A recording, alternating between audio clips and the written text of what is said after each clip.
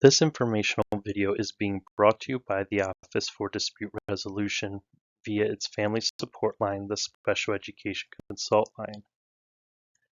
This video will answer the question, when do I get the evaluation report and when is the IEP meeting scheduled once an evaluation is completed?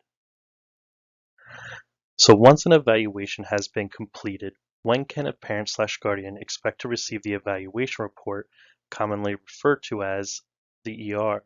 Section 14.123b states, a copy of the evaluation report is presented to the parents no later than 60 calendar days after the school receives written parental consent for evaluation.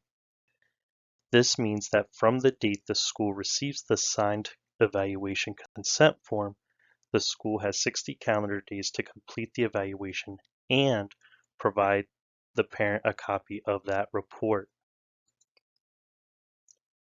Here's a blank copy of an evaluation report. As you can see, there are two fields for dates. Number 1 is the date of report, and number 2 is the date report provided to parent/guardian/surrogate. These dates may differ. However, the date in the second field must be no later than 60 calendar days after the parent provided consent. Patan's publication, Special Education Timelines, is another great resource for information about the evaluation timeline, as referenced in other videos. On page 3, the third row of the table reiterates the requirement of the school to provide a copy of the evaluation report no later than 60 calendar days from the receipt of the written parental consent. Now that the evaluation is completed, when does the IEP meeting occur? If a child is determined not to be eligible for special education services, then no IEP meeting is held. However, for a child determined eligible for special education services, the following applies. Each public agency must ensure that a meeting to develop an IEP for a child is conducted within 30 days of determination that the child needs special education and related services.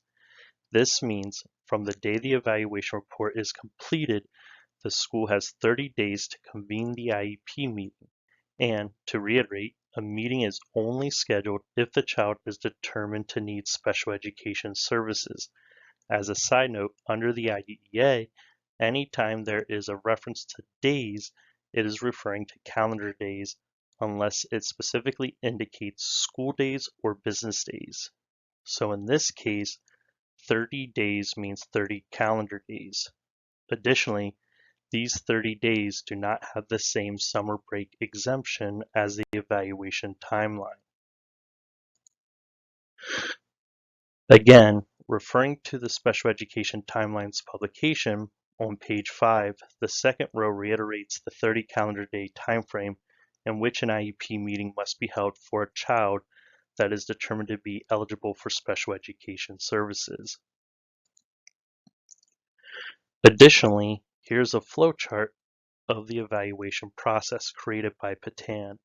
The outlined area reiterates that no meeting is held if the child is determined not to be eligible for special education services.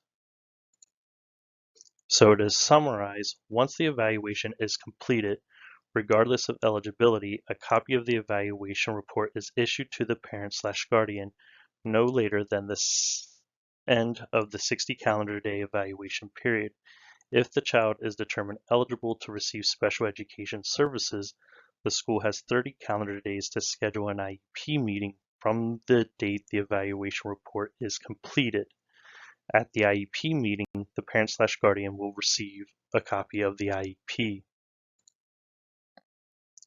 And that covers when an evaluation report is issued and when an IEP meeting is to be scheduled.